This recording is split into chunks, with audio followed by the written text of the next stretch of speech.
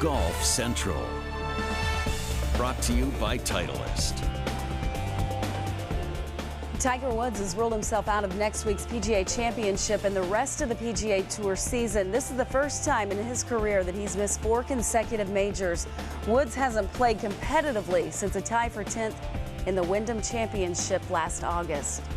Tiger's agent Mark Steinberg emailed this statement to golfchannel.com in regards to Woods, saying continuing to make progress but simply not ready for the PGA, will not play in the 15-16 season and will continue to rehab and work hard and then assess when he starts play for the 16-17 season. Hello and welcome to Golf Central. I'm Lisa Cornwell. When Woods last spoke publicly on June 22nd, he said he was getting stronger but needed to get in, quote, more golf shape. Perhaps nobody in golf knows Tiger Woods better than former Stanford teammate and Golf Channel analyst Nota Begay. Nota joins us on the phone. What has he told you about his rehab?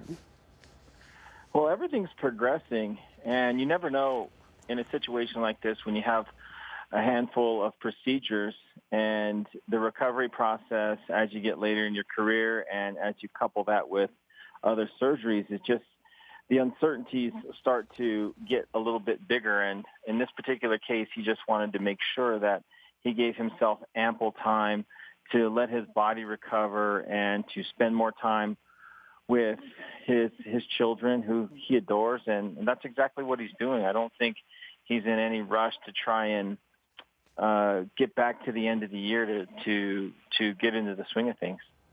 According to his agent, Tiger Woods will not play a PGA Tour event until October at the earliest. That will be a layoff, note, of more than a year. What should fans expect when he does return?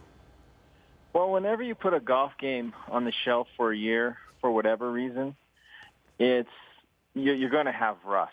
There's going to be technical issues. There's going to be physical challenges. There's going to be mental and emotional challenges in getting back into tournament shape. And if you look at where we're at now in our season, this is just a tough time to break into the schedule. There's not much more time left for players to make the playoffs.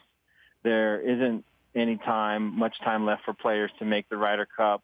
And the two of the toughest tournaments, the Open and the PGA, are played within a 3-week span. So it's just a tough time for anybody, or whether they're Tiger Woods or whoever, to try and find their way back into a groove. And so I think that this is a great decision for someone that's looking out for the last part of their career to give himself the best scenario to succeed and not try and rush the clock and beat a deadline, a qualification, or other objectives that players set out for themselves when they start their year out. So we're not going to see him this year. Probably see him as an assistant captain at the Ryder Cup, which will be great, and then possibly see him in the fall.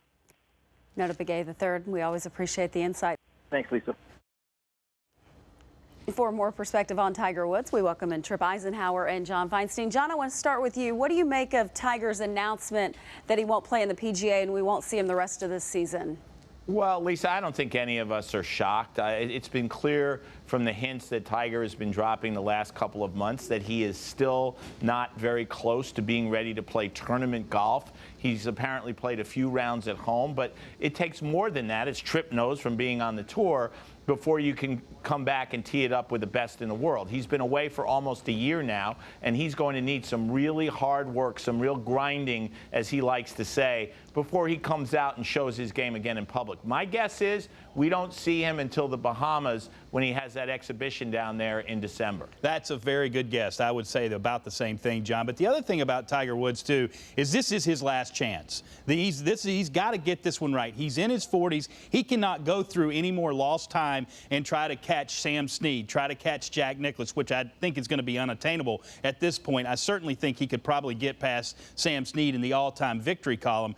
But the back injury, he might have come back too quickly before, we don't know. He hasn't really said that, and that might be why he had to have another back surgery.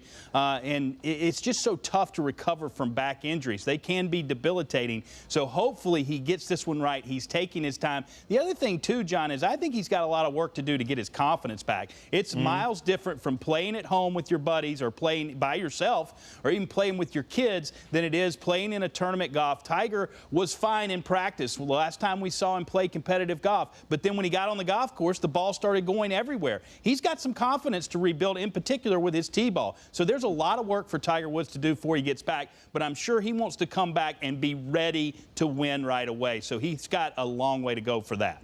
Well, maybe even more important than winning right away, Tripp, because I'm not sure that's a reasonable expectation on his part. But you're right. He cannot afford one more setback health-wise. And you know, especially for golfers, once you have a bad back, you have two kinds of backs. You have a bad back and a worse back. And he needs to keep it under control where it doesn't ever get worse again. Because the next time it does, if he ever has to have surgery again, or if he can't play, if he can't swing at 100%, he's going to be 41 years old at that point, and he's almost certainly going to be done. And I think it's good that he's not trying to rush back, because in the past he has. He even said it when he made that comeback, one of his many at Congressional a couple years ago at his event. He said, I came back too soon. He cannot do that ever again, or he's going to be done. This is certainly something we will all be following for the next several weeks, next several months. It's kind of a wait and see at this point, gentlemen. Appreciate the insight as always. We'll get you two back together a little bit later in the show. Is that a promise or a threat? A threat. Here's a look at the longest layoffs for Tiger Woods in his professional career. The current down period, his longest so far, 331 days and counting after that third back procedure in October. 254 days prior to repair a torn ACL and 143 days between 2009 and 2010 for personal reasons. In other headlines, these are for the week ahead on the PGA Tour. Jason Day defends in the RBC Canadian Open, taking place at Glen Abbey Golf Club in Ontario, Canada. Team golf gets underway. 32 players competing from 8 different countries in the UL International Crown. The Republic of Korea is the #1 seed. Team USA is #2. The Senior Open, presented by Rolex, is taking place at Carnoustie, hosting the best on the PGA Tour champions. That man right there, Bernhard Langer, won the Senior Open there in 2010. Some of the notables competing in Canada. How about a few or more than a few major champions in the field? Jason Day, Dustin Johnson, Graham McDowell, and Jim Furyk. For more on the players who made the long trip from Scotland to Ontario, we welcome in Scott Walker, who joins us live from Glen Abbey Golf Club. Hi, Scott. Hello, Lisa. And it was nearly 3 dozen players who made that trip over from Royal Troon here to Glen Abbey. And that, of course, includes the world #1 Jason Day, who was not on the golf course today, but he did get some practice in on Monday. That was after the charter that many players had on offer flew them from Royal Troon to Toronto. It landed here on Monday morning. So Jason Day, of course, has a 7 a.m. tee time for his Pro-Am on Wednesday. Now, for those players that are transitioning from the Open to the 3rd oldest national championship in golf, they're going to find conditions that are interesting, unique for Canada at this time of year. The superintendent here said, by his estimation, they got 1 day of rain in the last 2 months. It will create a challenge here at Glen Abbey, and that's part of the challenge of playing world-class golf. Over the next month, it's going to be 2 different majors and the Olympics within a month span. World-class players need to make constant adjustments. This golf course is so different from how we normally play it. Normally the rough is nice and lush, deep, thick, very penal. This week, I mean, the ball's bouncing forever out here. The rough's very thin, very brown. You're going to get some super flyers out here. Yeah, I've never seen a golf course play like this. This is actually playing more like the British should play. The turf is just so different. I mean, it's an easy adjustment, because for us, like for me over here, the ball looks like it's sitting on a tee compared to over there with the thinner grass. How do you manage your energy given last week, this week, and then PGA next week? Yeah, I feel fine. I mean, I missed the cut, so I had 2 days to rest and hang out. Yeah, you know, it's just, I mean, if you can't get up for a major, then, I mean, there's something wrong with you, I think. So, you know, just do it, just treat this as a normal week, and then go get ready for next week.